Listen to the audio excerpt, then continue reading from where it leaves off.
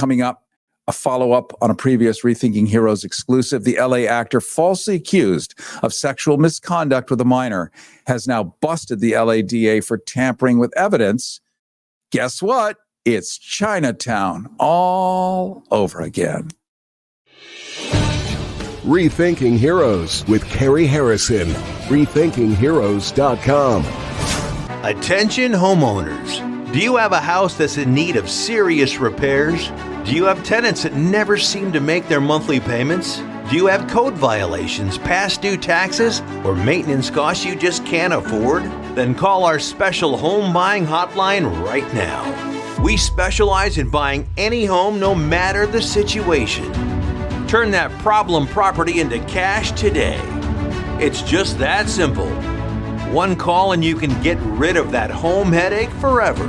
We can buy your home with instant closings, instant cash, and huge savings. Plus, there's no realtor fees, no listing fees, and no repair costs. Just cash in your hands for that painful property. We're buying a few more homes in your neighborhood right now, so take advantage of this cash offer and call the number on your screen today.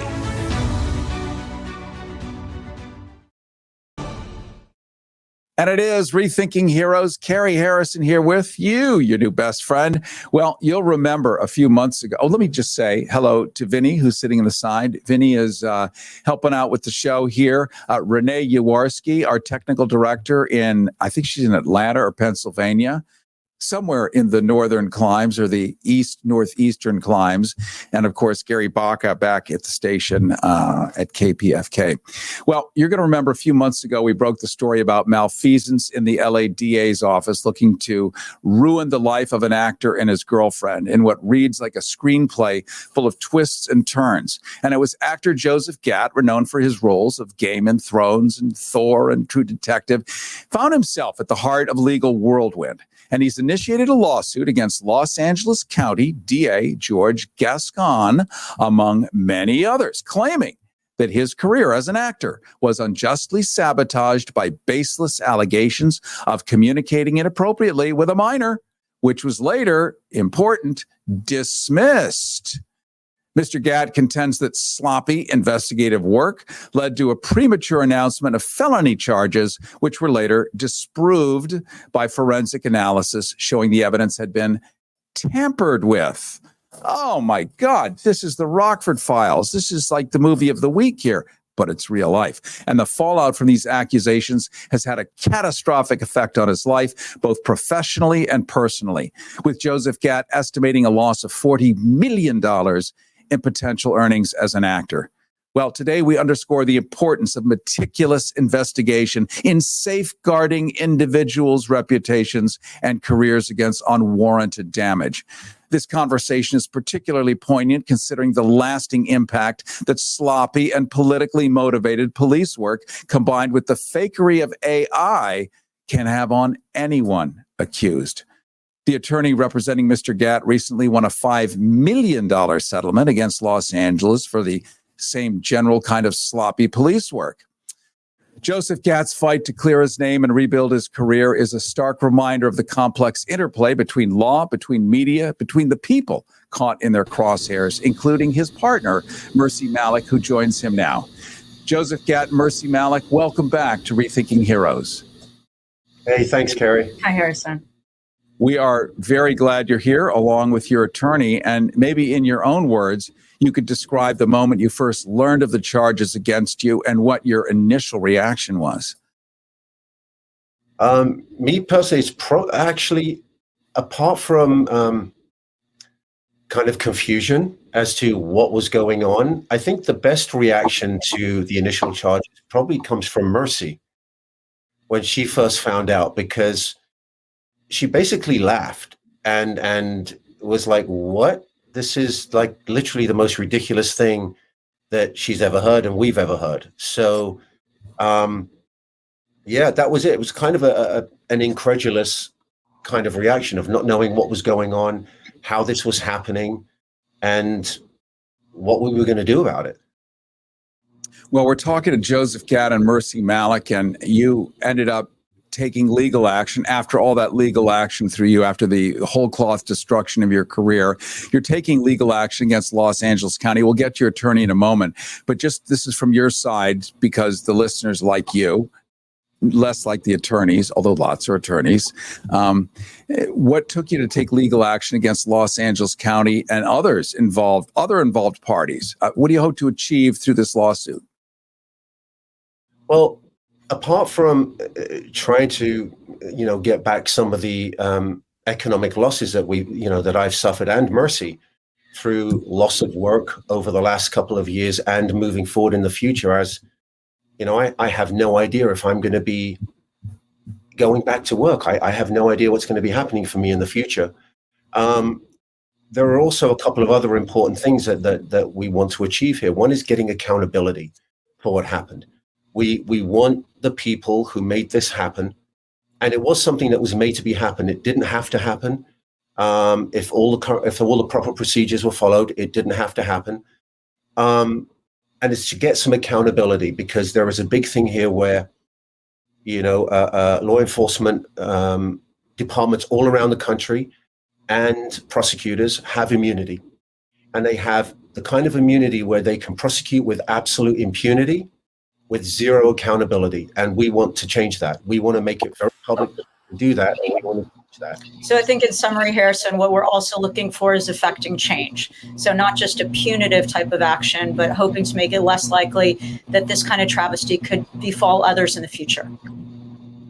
Let's jump in right now. That was Mercy Malik, and talk to Dean Pamphilus, who recently won a $5 million settlement against LA County of some sort. Their long reputation going back to 1890 something, when a bunch of Quakers, my ancestors, not living in LA, but Quakers, were burnt out in order to be able to bring some water in. And it's always about the water, but now it's not. It's about reputations and movie stars. Can you tell us, Dean Pamphilus, a little bit about what you guys hope to win and what you hope the city, the state, the DA, all of these people that wrongly went after Mr. Gatt, they can do to make things right? Absolutely. Thanks for having me here, Cary. So we filed this civil rights action on behalf of Joseph. And as you mentioned in the complaint, we're asking for $40 million. This is the first step in trying to help Joseph right this tremendous wrong. Literally, I think as was said at the outset of the show, with the stroke of a pen, or in this case, a keystroke, Joseph was canceled. His career was canceled, and he's been unable to recover from that to this point. So it is important also to have media like yourself who's getting the word out that these charges against Joseph were dropped, that they were not dropped on a technicality, but because they were baseless. And, as everybody knows, or everyone should know in the criminal justice system, the burden doesn't rest on the defendant, the criminal defendant, to prove that they're innocent. The burden rests on the people to prove that he's guilty. In this case, the burden was reversed, and Joseph was forced to go out and hire a forensic computer expert to prove that he was completely innocent of these charges. Ultimately, we hope that Joseph's able to recover for the great financial loss that he's had here, but as well as the loss of his reputation. And we'd ask, as I did in my last case against LA County, that he ultimately be declared innocent by a criminal court judge. And that's something that I recently obtained, in addition to the $5 million for the other client that you mentioned earlier. Let's jump over to Joseph Gatt and Mercy Malik again. Joseph Gatt accused wrongly. And this was an app that was downloaded by a minor in another state. And you can download these apps on a phone, and you can have a fake romance with a celebrity of your choice. You can even put in the pictures of your choice. It looks real enough. and then you get upset because that celebrity actually has never contacted you back, or never did, or never will. So you go to the cops because you're upset. It then ends up in LA. It ends up becoming a thing. You say, no, it never happened. The cops don't bother to actually check it out. You have to hire your own forensic investigator to find out it was all nonsense and bunkum. Your reputation is destroyed. So, Joseph Gatt and Mercy Malek, reflecting on your experience, what message do you have for other public figures who might find themselves in similar situations? That's a really good question. Basically, hope that you have someone like Jeff Fishback on your team so that he can actually investigate the situation and find the truth and reveal the truth.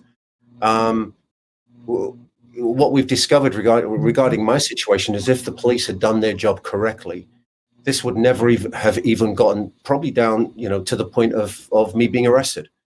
In fact, at no point did the police ever even attempt to authenticate the story that the girl had told. They basically took her word for it. It was an electronic crime. There should have been a lot of electronic evidence supporting what she was alleging. And the police never did a single thing to actually get that supporting evidence. In fact, the first time we had a meeting after my arraignment, Jeff basically said to us right away and said to my attorney, where's the evidence? Where's the chain of custody? Where's the evidence? Because none of the usual steps had been taken. And, now we're learning a little bit more as to perhaps why all of that didn't happen and why everything happened in the way it did. But with regards to other celebrities or other people, because this can happen to anybody. It can happen to teachers, doctors. And since this has happened to us, we've both been communicated to by people we know and don't know many, many times with regards to stories from other people who this has happened to, who similar things have happened to. And it's just horrific that it happened, and if you don't have the right people looking after you and doing the right job and finding the evidence to get you exonerated, you end up, being forced to take a plea or worse. And just quickly to your direct question of advice for others, the one thing that we strongly urge people is to never delete any electronic communication of any sort, even if you think it's insignificant, because if you can't show it live in the app, someone else can make a claim that it was different. So even if you screenshot something and you say, wow, that was weird from this fan or this unknown stranger who sent me a message, I'll just keep a screenshot of it. Not good enough. It's got to be live in the communication platform that you had it in so that you can prove later, because as we found out, you're not innocent until proven guilty, certainly not by the media. So a very quick way to dispute that or to dispel that is to be able to produce the receipts, as they say. Yeah. I mean, literally have zero communication with someone or keep every communication that you have. Cary Harrison with you. This is Rethinking Heroes, rethinkingheroes.com. We're talking right now to Joseph Gatt and Mercy Malek, along with their attorney, who just won a $5 million settlement. His name is Dean Pamphilis. And we're talking about the horrible story that happened to a great actor who was out doing science fiction. So of course, I love science fiction. I can only say a great actor, and he actually is, doing a bunch of wonderful stuff. Mercy Malek also is an actor, and what she does physical things that are incredible as a coach, as a trainer as well. Both are very talented. Thank you, Cary. Joe's a great actor. Mercy's also an actor. No, and when you the add-on. And if I can make a guy big and strong like Joe cough, I did good. So when you destroy people's lives like this, you have to now get back a reputation, which you can pay $29.99 for reputationbuilder.com. Not going to work, because what you do is so unique. You're an actor. You're selling people's opinion of you and the studio's opinion of what you can do to sell tickets for them. Totally different from everyone else. Reflecting on this experience, what message do you have for other public figures who might find themselves and will find themselves, we know this, in similar situations? I don't wish this situation on anyone. It's an incredibly difficult place to be, and we're still trying to navigate how we move forward from this. And the exoneration, or actually, it wasn't really an exoneration by the LADA's office, dismissing the case, but allowing us to demonstrate very loudly exactly how this case was mishandled, and exactly how the case was dismissed. I think that's the step forward into somehow getting my reputation back, and somehow being allowed back into the Hollywood community and be able to do the thing that I love to do again. But yeah, it's like a step-by-step situation, just trying to find out how we can move forward from here and get this. And obviously, with Dean's help, this will be tremendous. Like if we can get a certificate of innocence from the LADA's office, if we can get a public apology, that would obviously be huge, a huge message publicly, nationally, and to my industry, to say, oh, we can safely use Joseph again. Nothing else is going to come up, or whatever. So we'll just see what happens. And it works for both of us. Mercy's career has been damaged just as badly as mine has. So we both want to get back to work. Cary Harrison with you. We're talking to Joseph Gatt, known for his roles in Game of Thrones, Thor, True Detective. He's suing Los Angeles County, the DA, George Gascon, and others, saying his career was wrongly dynamited by fabricated evidence and accusations of communicating with a minor. We're looking at the consequences of legal overreach and political ambitions. He's joined by his partner, Mercy Malik, a multi-talented actor and a fitness dance coach. Let's jump over to their attorney right now and talk to Dean Pamphilus. You're dealing with the intricacies of the Los Angeles legal system, which has been for decades the subject of TV shows and movies as being, shall we say, unfragrant at times. What they're saying, it's all true, isn't it? What Joe and Mercy are saying is absolutely true. And I think one of the things that I want to emphasize here is what Joseph was charged with was electronically communicating with a 16-year-old in a different state.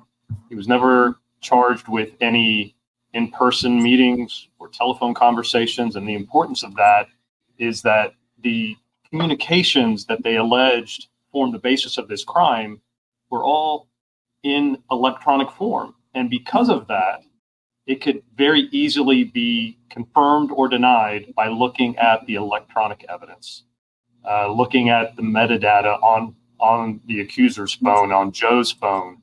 This is not stuff that you can hide or should be able to hide from an outfit like the LADA's investigative unit, which is on par with the FBI. The fact that this dragged on for 2 years and that they kept Joseph from communicating on social media for 2 years was totally unnecessary. This is a sort of thing that could be determined in a matter of days, not years. And they had months where they were allegedly investigating Joseph, the LA DA's office, before they arrested him. They very easily could have determined that these were false allegations. They were completely made up by this accuser. Interesting that I have to wonder if assuming that all police are completely honest, what is the upside to not checking out evidence? What is the upside to Sherlock Holmes taking long naps and blowing off the scene? Like they have to have explained that there was a benefit to them not doing their job. They can't just say we didn't do our job because or did they? Well, typically what you see, I saw it in this case, I saw it in the prior case that you've mentioned, is the DA's office or the LAPD will make a big media press splash. And I think in large part, it's to benefit their own reputation. You know, the heads of these offices run for election, and they want to show the public that somehow they're fighting crime. That's one reason. And as it's alleged in the complaint, we think there were other reasons as well, that there were biases in play, both for the LADA's office as well as the LAPD's office against Joe, primarily because he's outspoken on social issues. And he's a celebrity. He's someone whose stories the press will pick up, which is what happened when they put out this notification after arresting him, looking for other victims when they didn't even have a single true victim. It was carried by over 200 media outlets, and that resulted in the cancellation of his career. His agent fired him the next day. So, yeah, I think there's a lot of things in play, a lot of reasons perhaps why they do this. But all we need to show is that it was done recklessly. And given that they actually had the evidence in their possession that they could have used to confirm that these were false allegations, at the very least, it's reckless. It's perhaps intentional. We'll see as the case goes on if we're able to establish that. So using strict legal terms, it was naughty. I would probably use stronger terms, but sure. That's their wonderful attorney who has just also scored another big settlement against the same group of government people that are in charge of you, 14 million people, by doing what they want, going on TV, destroying your life if they feel like it. Dean Pemphilis also just won a $5 million settlement against this same kind of behavior, different case, different style, but that beat tends to go on. Let's jump back as we finish up here with Joseph Gatt and Mercy Malik, victims of this. You now, Joseph Gatt, and you too, Mercy Malik, have to rebuild your reputation. And, you know, an agent fired you got canceled, deplatformed, if you will, destroyed, wiped out, expunged. You never existed, even though you're searchable all over the place. But now you have to rebuild from scratch in many ways. This hasn't had to have been done before, I don't think, like this before. So you're going to be a pioneer in doing what many others will have to do down the road. What's the plan here, if there is one? Well,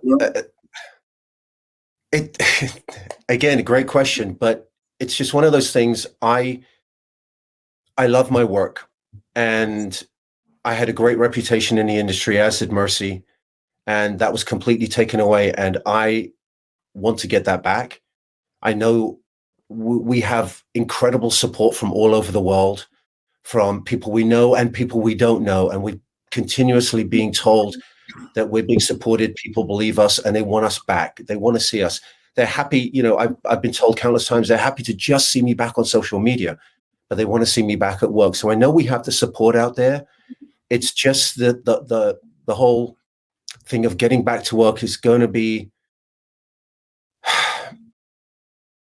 I'm kind of, Mercy. So I think, and I want to be clear, obviously the damage to me personally is a tiny hair as bad as what Joe has experienced. But one of the things that I've learned in the last couple of years, people who know us both, have worked with us both, want to help us, felt comfortable bringing me in on a couple projects directly, but not comfortable bringing Joe in because the publicity surrounding his name. I mean, there've been some amazing and startling articles written about me personally, but nothing even close to what Joe has had to withstand. Therefore, people just don't feel comfortable employing him, even if they're 100% sure and have been through the entirety of the process that it was untrue. The way that mainstream media covered this, as Dean aptly brought up, over 200 major news organizations worldwide covered the arrest. Only one, plus your show, covered when the charges were dropped. And that's something societally that maybe we should look at. A lot of press was generated by the filing of the lawsuit, which was great. And again, many thanks to Dean on doing that in such a way that did attract the attention that it deserved. But people who are exonerated should not need to file a $40 million lawsuit in order to have their name cleared publicly. So that's something that we're looking at, trying to directly to your question, what should other people do in that circumstance? We're trying to figure out how to make that an easier process, both for Joe and for people who come after him. And hopefully there are fewer who come after him in this circumstance. Because as you said, Cary, and we've tried to search it. We don't know if there's been another incident like this specifically where someone has been accused of something and has been cancelled in this way, and it's been discovered it's been completely manufactured and malicious. And the reason we don't know is because exonerations are not publicized in the way that claims and false claims are. Well, right. It means that somebody made a mistake or covered something up or didn't behave within the parameters of their own laws that they help adjudicate. So this is such an eye-opener, and I'm glad you came on today. I'm glad you're fighting on behalf of the many others that will follow. And, I will have you back on again because I'm fascinated in repairing a reputation. This isn't a car dealership that sold a car with a dent. That's what the regular people, for $250, that's what they pay for. But this is like rebuilding an empire. But you're going to do it because you're a good actor. You've got a lot of fans that love you. We now know it did not happen that way at all. And so I think maybe take a page of Bill Clinton, who said, whenever there's whenever they're trying to drive me out of town on a rail, I just run to the front and turn it into a parade. So it's inspiring that Bill Clinton, who did do something wrong, was able to recover. So hopefully people who've done nothing wrong are able to recover as well. So just keep doing good acting, and I know you guys work in charities and you do all kinds of wonderful stuff out there. Keep doing that stuff. And people like me and others will talk about it and highlight all the positives. And because there are only positives, that's a fact. Let me just say that again. Under this law, under what we know today, under all the facts available right now and in the future, there are only positives. There is nothing more to talk about, and they're going to make the corrective actions needed so that governments don't overreach, so that we don't have bullies clubbing down other people because they might not agree with their politics or whatever the larger backstory might be. I want to thank both of you for bravely coming on because this is such a tough, difficult issue. But the more people that know and see good people and hear the story of what you've been through and how you fought back and you're owning yourselves, I think the more hope we all have and the more we can protect and defend each other. So I'm very grateful today. Thank you so much for having us on. Thank you, Cary. We've been talking to Joseph Gatt and Mercy Malik. Joseph is known for roles in Game of Thrones, Thor, and True Detective. He's suing Los Angeles County, the DA, George Gascon, and others, saying his career was wrongfully dynamited by fabricated evidence and accusations of communicating with a minor, which he did not do. We're looking at the consequences of legal overreach and political ambitions. And he was joined by his partner, Mercy Malik, a multi-talented actor, fitness and dance coach, plus their attorney, who popped on last second and whose name was Dean Pamphilis, who just recently won a $5 million award against the same city and county. You know that Riverside firing up Recovery all of these Tampa shenanigans. embodies a holistic approach to addiction treatment with a team of compassionate professionals dedicated to guiding people towards lasting recovery. Riverside Recovery provides a comprehensive range of evidence-based therapies, counseling, and support services. Riverside Recovery understands that every person's journey is unique. Their personalized treatment plans are crafted with care, addressing the individual needs, challenges, and aspirations of each resident. Whether someone is navigating the early stages of recovery or seeking ongoing support, Riverside Recovery stands as a steadfast partner on the path to wellness. At Riverside, recovery is not only possible, but also a transformative journey towards a brighter, healthier future. Ask folks who've been there, people who have rediscovered their inherent worth and potential. Located in the serene surroundings of Tampa, Riverside is a peaceful retreat of tranquility conducive to self-reflection and healing. Riverside Recovery believes that the journey to recovery is not about just overcoming challenges, but also about discovering your own inner strength and resilience. The dedicated staff at Riverside Recovery are your compassionate companions on the road to recovery, and they recognize that true healing encompasses the mind, body, and spirit, all while comfortably addressing the many aspects of addiction. You can learn more at rrtampa.com. That's rrtampa.com, rrtampa.com, or call 1-800-871-5440. 800-871-5440. 800-871-5440. And by the way, I love hanging out with all of you. So I really appreciate all the opportunity, every moment, every second I get to spend with the listeners who text me at our talk line, 310-737-TALK. 310-737-TALK. You text me. I love getting your messages. I love hanging out with you. And I look forward to seeing everybody next week. Thank you, Gary Baca in the control room. Thank you, Renee Jaworski.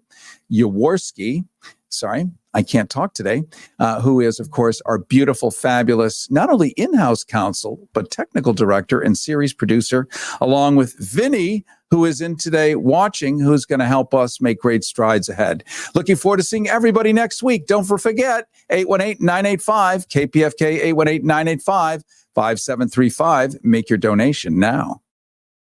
Listen while it's still legal. Rethinking Heroes with Cary Harrison. RethinkingHeroes.com. Everybody wants cheap airfare, but where do you find it? You call Low Cost Airlines. They specialize in cheap flights, discount hotel rooms, cheap car rental rates, and with a best price guarantee. If you want the lowest prices on your airline tickets or other travel services, call now. That's right, call. That's the only way to get these rates. Experts are standing by 24/7 to get you the cheapest airfare and hotel rates available. So don't wait. Call now. Attention, men. Here's a great way to have more fun in bed and save money. If you want to take something like Viagra, well, they can give you a way to pay as little as $2 a pill. Yep, $2 a pill. Compare that to prices as high as $60 per tablet. These pills work for us to improve our performance and confidence, and you're going to love them. And now for the price of 2 or 3 pills, you can get 50 or more pills for around $100. You're going to save hundreds of dollars off of retail prices, and that's enough to buy your date a nice dinner. Don't pay expensive prices for Viagra. Call now and order 50 or more of our blue pills and pay as little as $2 a pill. Save hundreds of dollars. Call Steelman Pills now for confidential shipping. 800-814-5031. 800-814-5031. 800-814-5031. 800-814-5031.